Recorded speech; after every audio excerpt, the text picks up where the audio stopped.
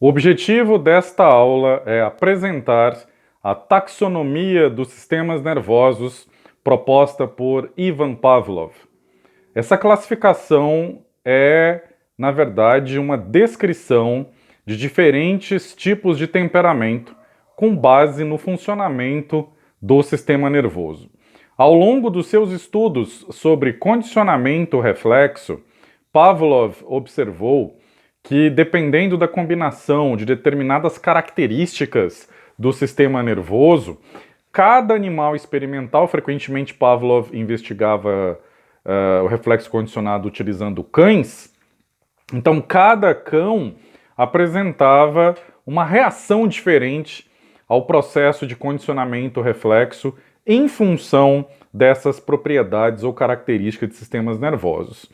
Pavlov observou um certo padrão, então ele acabou estabelecendo uma classificação de temperamentos com base especificamente nessa combinação de propriedades da atividade do sistema nervoso. Mas que propriedades são essas?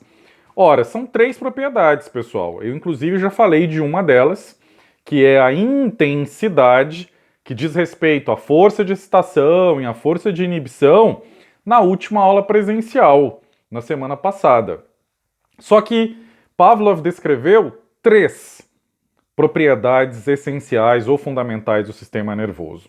Então, primeira propriedade, já vista, como eu disse anteriormente, é a intensidade, força de excitação, força de inibição.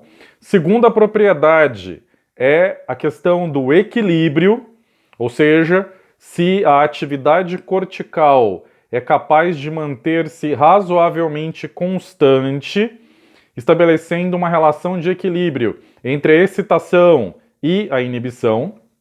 E, finalmente, a mobilidade, que diz respeito à capacidade do sistema nervoso de adaptar-se às excitações ambientais. Então, com base nessas 3 propriedades, intensidade, equilíbrio e mobilidade, Pavlov descreveu 4 tipos de sistemas nervosos que correspondem, evidentemente, a 4 tipos de temperamento, base biológica da personalidade. Primeiro temperamento, sistemas nervosos fracos. Sistema nervoso fraco é aquele que apresenta tanta força de excitação bastante debilitada, quanto a força de inibição igualmente debilitada.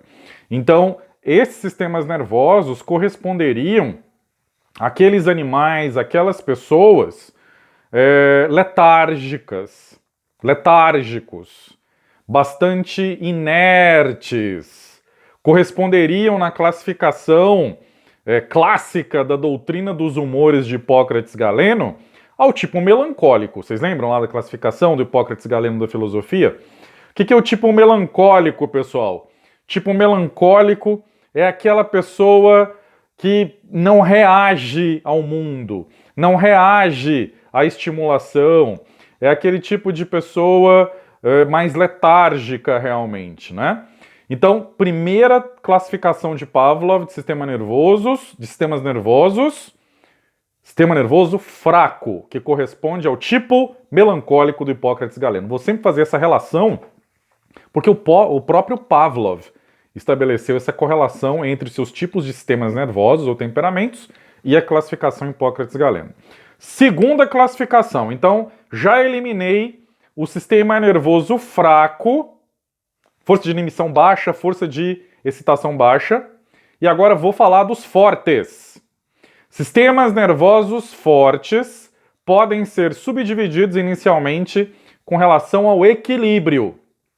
Então, sistemas nervosos fortes desequilibrados correspondem a uma maior predominância ou um predomínio da força de excitação sobre a força de inibição. Vocês já, imagino eu, estão começando a imaginar que tipo de tendência de comportamento esse sistema nervoso configura, né, pessoal? Se existe um desequilíbrio entre a força de excitação e a força de inibição, e ainda assim cada uma dessas forças tem alta intensidade, nós estamos diante de uma instabilidade emocional. Então, o que vai caracterizar o sistema nervoso forte e desequilibrado é a instabilidade emocional. Pavlov estabeleceu uma correlação direta com a descrição do tipo colérico na classificação de Hipócrates-Galeno. Então, animais ou pessoas que apresentam esse tipo, essa configuração de sistema nervoso forte, porém desequilibrado, apresentam como tendência de comportamento a instabilidade emocional, a irritabilidade, a impulsividade, que logo é seguida por um estado de experienciar emoções negativas de uma maneira muito intensa, muito forte.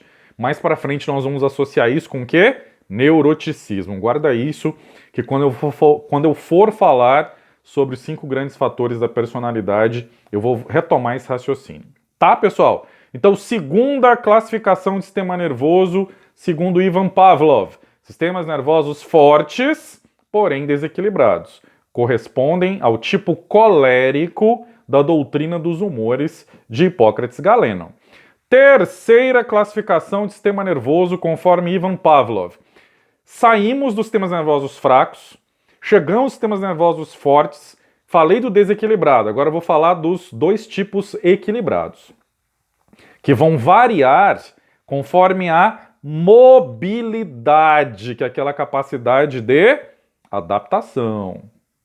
Então, o tipo de sistema nervoso forte, equilibrado e móvel corresponde ao tipo sanguíneo da classificação da doutrina dos humores de Hipócrates-Galeno. O que é esse sistema nervoso forte, equilibrado e móvel, relacionado à descrição do tipo sanguíneo do Hipócrates-Galeno? São aqueles sistemas nervosos que estão associados a padrões de comportamento extremamente estáveis emocionalmente, uma capacidade de resistir maior às adversidades, de resistir mais às vicissitudes da vida, diferentes categorias de estimulação ambiental, uma maior constância, uma maior capacidade de reação diante dessas situações mais adversas. Uma estabilidade emocional muito grande, mas uma adaptabilidade muito grande.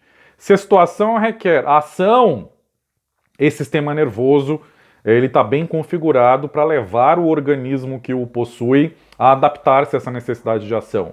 Já uma demanda ambiental para uma reação mais contida também vai encontrar abrigo nessa configuração de sistema nervoso. Daí essa característica de liderança, essa característica de temperança que o Hipócrates-Galeno descreve para o tipo sanguíneo e que Pavlov corrobora com a sua descrição do tipo de sistema nervoso em função dessa relação entre as 3 propriedades do sistema nervoso, né? Ele é forte, ele é equilibrado, mas ele apresenta mobilidade. Mobilidade significa adaptabilidade. E, finalmente, aquele tipo de sistema nervoso que é forte, é equilibrado, mas é inerte, ou seja, ele é imóvel. Estamos diante do chamado tipo fleumático. É uma configuração de sistema nervoso que leva a uma tendência de manter-se low profile, ou seja, de manter uma reação emocional mais contida. São aquelas pessoas, são aqueles animais que tendem a permanecer com a sua expressão emocional mais reservada. Não é que não sentem, sim, sentem. Porém, a expressão das emoções, ela é mais contida, ela não é desequilibrada como no colérico, ela não é ausente como no melancólico, mas ela também não é adaptável e circunstancial quanto no sanguíneo. Ela é contínua, porque devido a essa característica da falta de adaptabilidade, esse tipo de sistema nervoso está diretamente relacionado a uma tendência de comportamento mais contida, mais restrita independente das demandas do ambiente. Então estaria relacionado ao tipo fleumático na classificação de Hipócrates e Galeno, estaria relacionado ao que na linguagem do dia a dia seria denominada de uma característica fria. Sabe aquelas pessoas frias? O que é uma pessoa fria, pessoal? Uma pessoa fria é uma pessoa que tem uma reação emocional mais contida, mais restrita, mais limitada. Certo, pessoal? Resumão de tudo que eu falei até agora da classificação dos sistemas nervosos de Ivan Pavlov. Se baseia em 3 propriedades do sistema nervoso: intensidade, equilíbrio e mobilidade. E aí eu gosto de começar primeiro eliminando o fraco. Sistema nervoso fraco, relacionado ao melancólico. Já os fortes são subdivididos em equilibrado e desequilibrado. Sistema nervoso forte e desequilibrado é o colérico.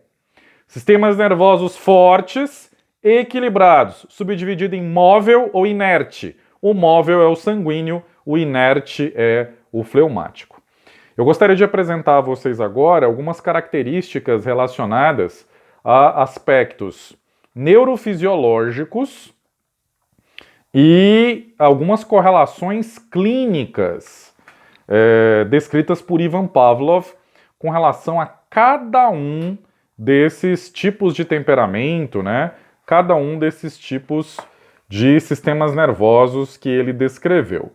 Então, eu fiz algumas anotações, eu vou apresentar a vocês passo a passo e vou comentando. Então, vou começar com o colérico. Sistemas nervosos que são fortes, porém desequilibrados. O que Pavlov observou em termos de aspectos neurofisiológicos, pessoal? Primeiro ponto importante. É um sistema nervoso forte, muito excitável e com uma certa irrefreabilidade, ou seja, uma instabilidade inerente. Segundo ponto importante, apresenta elevada atividade subcortical. Terceiro ponto importante descrito por Pavlov, né?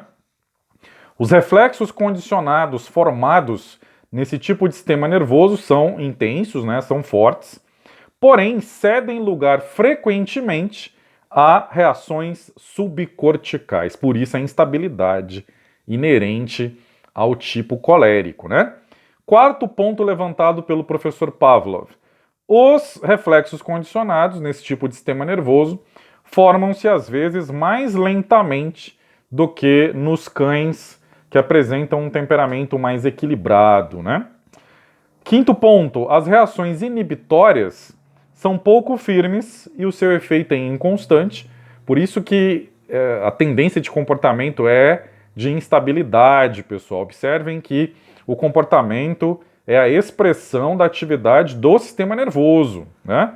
Sexto ponto, nas situações mais difíceis, podem surgir estados físicos inibidores da excitabilidade com caráter inerte, ou seja, são tipos de sistemas nervosos fortemente influenciáveis pelas circunstâncias ambientais. É o que caracteriza uma pessoa colérica, né, pessoal?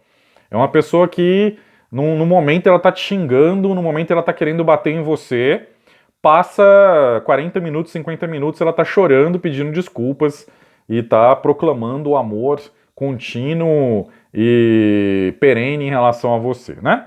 Sétimo ponto levantado pelo professor Pavlov, as conexões entre os estímulos condicionados, que são aqueles aprendidos, né, pessoal, e os sinais verbais formam-se mais rapidamente, mas são menos firmes que os tipos equilibrados. Isso daí está relacionado ao segundo sistema de sinalização descrito pelo professor Pavlov, que é pouquíssimo conhecido pelos estudantes de psicologia, né, por vocês, porque a obra de Pavlov, como eu falei na introdução desta aula, ela frequentemente é apresentada de uma forma muito superficial. A obra de Pavlov parece que se limita à mera descrição do processo de condicionamento reflexo, quando na verdade é uma obra monumental que lança as bases para o entendimento neuropsicológico da atividade mental superior. Não é à toa que foram fortemente influenciados por Pavlov. ninguém mais, ninguém menos do que Anokhin e, posteriormente, Alexander Luria. Mas isso eu vou comentar com vocês em aulas posteriores, lá no 7º período, lá na neuropsicologia. Pessoal, quais são os aspectos clínicos? Ponto importantíssimo para vocês, estudantes de psicologia. Quais são os aspectos clínicos observáveis no temperamento colérico? Então, primeiro, claro, a presença de distúrbios de sono frequentes, por conta dessa instabilidade emocional, por conta dessas alterações na atividade subcortical, que atrapalham, sem dúvida nenhuma, o estabelecimento do sono. A presença de impaciência, claro, presença de irritabilidade. São pessoas que tendem a ser explosivas, né? Com muita impulsividade. São pessoas que se emocionam com uma facilidade muito grande. São pessoas que tendem a se confundir com muita frequência devido a essa instabilidade na atividade do sistema nervoso. Apresentam sim capacidade laboral, mas essa capacidade laboral é atrapalhada pela instabilidade emocional, né? Costumam apresentar iniciativa própria, apresentam, por outro lado, um desejo muito grande de estabelecer domínio sobre outras pessoas, né? Tem até uma correlação interessante entre o temperamento colérico e o estilo de vida dominador na classificação de Alfred Adler, né? São pessoas que apresentam grande capacidade em solucionar situações complicadas, eventualmente podem vir a desenvolver uma capacidade para superar vivências desagradáveis, mas o problema está na maneira como essas pessoas vão reagir a essas vivências, como elas costumam reagir de uma maneira exacerbada, exagerada. Isso pode acabar trazendo consequências de interação social e até de reação emocional, né? Essas pessoas têm a tendência a apresentar uma adaptação das reações delas a condutas emocionais apropriadas mais difícil, né? Elas têm uma adaptabilidade muito difícil. A educação desse tipo de pessoa que apresenta essa configuração de sistema nervoso é considerada difícil, requerendo um trabalho pedagógico bastante intenso, a fim de intensificar e multiplicar as reações inibitórias necessárias para o processo de aprendizagem, né, pessoal? É necessário que exista um controle inibitório que permita à pessoa a concentração necessária para a formação das redes neurais pelo processo, pelo mecanismo de potenciação de longo prazo. Se estiverem presentes apenas as propriedades excitatórias, não há foco, não há controle, não há formação de redes neurais, né? Essas pessoas tendem a apresentar uma linguagem muito rápida, falam de forma atabalhoada, falam de uma maneira muito veloz, né? E irregular, apresentando também algumas oscilações da entonação. Essas pessoas tendem a apresentar uma mímica, né? Falam muito com as mãos, fazem expressões emocionais com o rosto, de forma muito exuberante, muito exagerada. São pessoas que tendem a ter reações extremas. Claro, o que caracteriza o colérico é a instabilidade emocional. Então são pessoas que vão dar altíssimas gargalhadas e choros, reações de choro exageradas ou exacerbadas. Certo, pessoal? Segundo tipo, sistema nervoso forte, equilibrado, porém inerte. Vocês já sabem, é o temperamento fleumático, não é isso? Como é que é o temperamento fleumático, pessoal? O temperamento fleumático, ele apresenta como aspectos neurofisiológicos um sistema nervoso que também é forte, claro, eu acabei de falar, apresenta excitabilidade, mas uma capacidade de inibição lenta. Por isso que eles tendem a ser mais inertes, né? Os reflexos condicionados não são formados tão facilmente quanto no tipo de temperamento sanguíneo, que é o sistema nervoso forte, equilibrado e móvel. Os reflexos incondicionados apresentam uma intensidade inferior do que aquela que é observada nos sanguíneos. O córtex é funcionalmente forte. As respostas são menos intensas do que no tipo sanguíneo. E a inércia dos processos corticais, ela é bastante acentuada. Pessoal, só um instante, Pronto. Um cisco, né? Então as respostas, como eu disse, elas são menos intensas do que naquelas pessoas que apresentariam uma configuração de sistema nervoso que pode ser descrita como sanguínea, né? E a inércia dos processos corticais, ela é muito acentuada, fazendo com que a pessoa, fazendo com que um animal venha a responder de uma forma muito mais lenta a um reflexo condicionado novo, bem como ser inibida por algum excitante. Pavlov, ele usava a expressão excitante no mesmo sentido que se usa a palavra estímulo, tá? As pessoas fleumáticas apresentam características semelhantes às dos sanguíneos, diferindo funcionalmente na intensidade dos processos nervosos básicos, né? A excitação e a inibição, como eu tinha comentado com vocês. Bom, já que eu estava falando dos sanguíneos, o que vai caracterizar, então, esse tipo de temperamento, né? Então, o tipo sanguíneo, ele é caracterizado, como eu tinha explicado anteriormente, por uma configuração de sistema nervoso que é forte, que é equilibrado, porém é móvel. Apresenta uma característica, portanto, essencialmente de adaptabilidade. Palavra-chave para você descrever o tipo sanguíneo, pessoal. Adaptabilidade. Do ponto de vista neurofisiológico, o sistema nervoso é forte, com excitabilidade ótima, claro, sendo equilibrado e rápido. A atividade incondicionada, regulada e equilibrada, né, pelo córtex. Os reflexos inatos apresentam uma intensidade que a gente poderia considerar apropriada, por isso essa característica de adaptabilidade, né? O córtex tem atividade elétrica considerada intensa. As respostas são intensas também, guiando-se pelas leis da força e velocidade dos estímulos descritas por Pavlov. Existe uma grande mobilidade cortical, tanto na excitação quanto na inibição, por isso que ele apresenta essa característica essencialmente adaptável. Os reflexos condicionados, eles se formam de maneira rápida, sendo, digamos, bastante duradouros, né? Existe uma durabilidade nesses reflexos condicionados estabelecidos em sistemas nervosos fortes, equilibrados e móveis.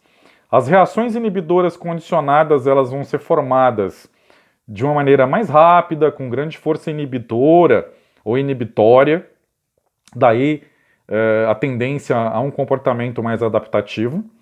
E, claro, já que eu falei de adaptabilidade, existe uma grande adaptabilidade a diferentes circunstâncias apresentadas pelo ambiente, né? As diferentes demandas ambientais. Ponto de vista clínico, quais são as características de um sistema nervoso forte, equilibrado e móvel, o famoso sanguíneo do Hipócrates Galeno? Primeiro, capacidade de trabalho e liderança ótimos, com iniciativa e objetividade. Capacidade de se obter soluções rápidas, né, devido a essa adaptabilidade marcante. Capacidade de esperar, de superar vivências desagradáveis. Tem uma capacidade de organização muito grande, pontuaria muito bem em conscienciosidade. Vou voltar a falar sobre isso lá nas aulas sobre 5 grandes fatores da personalidade.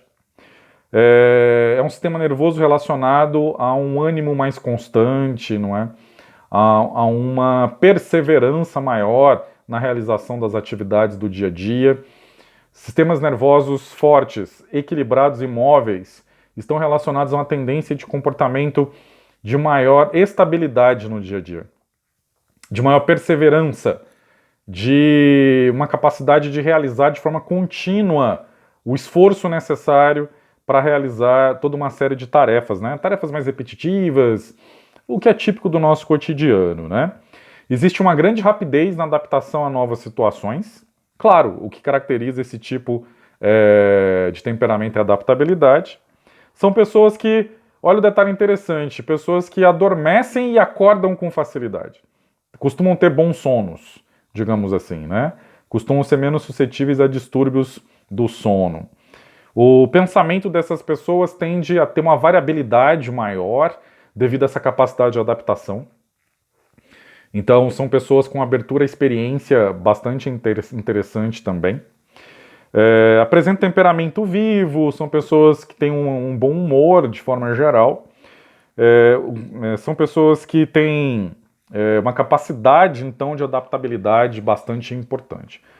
Resumindo, sintetizando, pessoas que apresentam sistema nervoso forte, equilibrado e móvel. A palavra-chave, adaptabilidade, é o tipo sanguíneo. E finalmente, pessoal, sistema nervoso, o que estava faltando falar com vocês? Sistemas nervosos fracos. É o melancólico, né, pessoal? Na classificação do Hipócrates Galeno. Sistemas nervosos fracos são aqueles que apresentam força de inibição rebaixada e força de excitação rebaixada. Portanto, para formar um reflexo condicionado num organismo que é dotado de um sistema nervoso como esse, difícil. São pessoas ou animais que aprendem com muita dificuldade. Então, olha que dado importantíssimo para vocês, futuros psicólogos. Pessoal, cuidado com aquelas generalizações. Por isso que eu vivo dizendo para vocês, gente, parem de pensar que as técnicas, que os métodos são válidos da mesma forma para todo e qualquer tipo de pessoa ou organismo. Não são. O próprio professor Pavlov descreveu isso. E olha que eu estou falando de condicionamento reflexo, um nível mais básico de aprendizagem. Se o nível mais básico de aprendizagem depende de configuração do sistema nervoso central, imagine os tipos mais sofisticados de aprendizagem.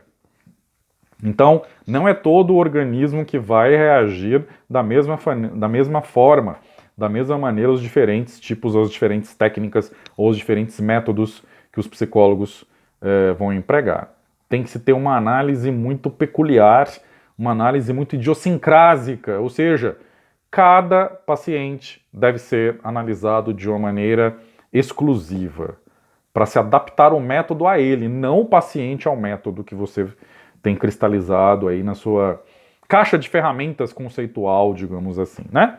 Mas quais seriam os aspectos neurofisiológicos do chamado temperamento melancólico, né, pessoal? Primeiro ponto importante, apresenta uma excitabilidade cortical reduzida e também uma excitabilidade subcortical reduzida. Então, o sistema nervoso que está funcionando com baixíssima atividade. E, claro, essa pessoa ou esse animal dotado desse sistema nervoso vai reagir pouco aos excitantes, como Pavlov dizia, ou aos estímulos, como costuma se dizer na psicologia, né? Então, existe uma frequente dissociação funcional entre as diferentes partes do cérebro que dificulta o processo de formação de reflexo condicionado. Portanto, os reflexos condicionados, quando eles são formados, eles tendem a ser instáveis, débeis, né? Fracos. A atividade cortical é muito diminuída.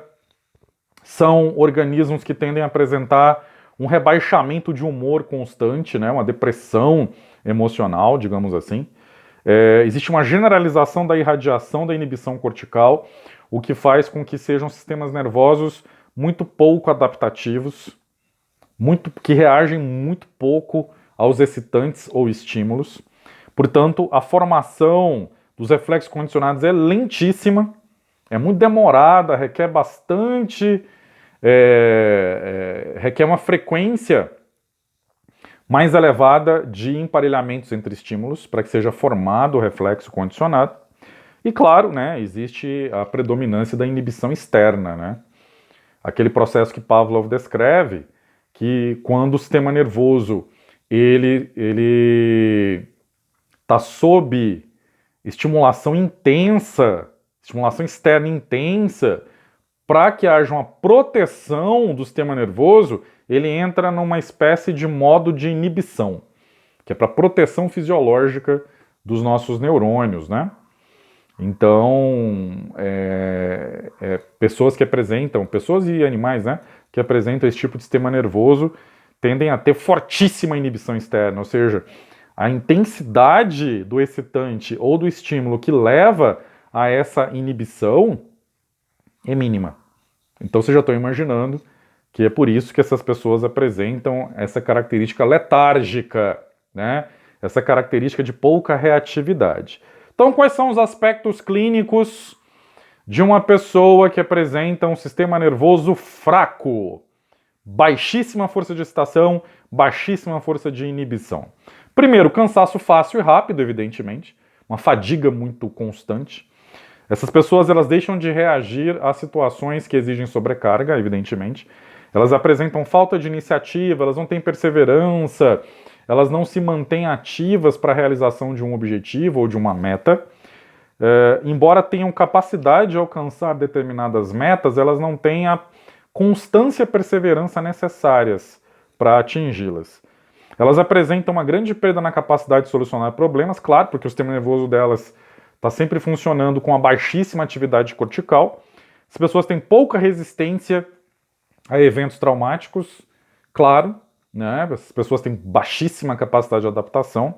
São pessoas inconstantes, facilmente sugestionáveis e elas têm uma tendência muito grande a chorar. Isso é um dado clínico bastante interessante.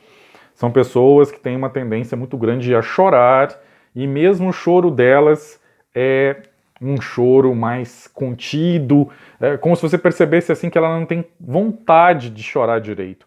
Ela estivesse cansada até para chorar, devido à configuração do sistema nervoso ser um sistema nervoso fraco.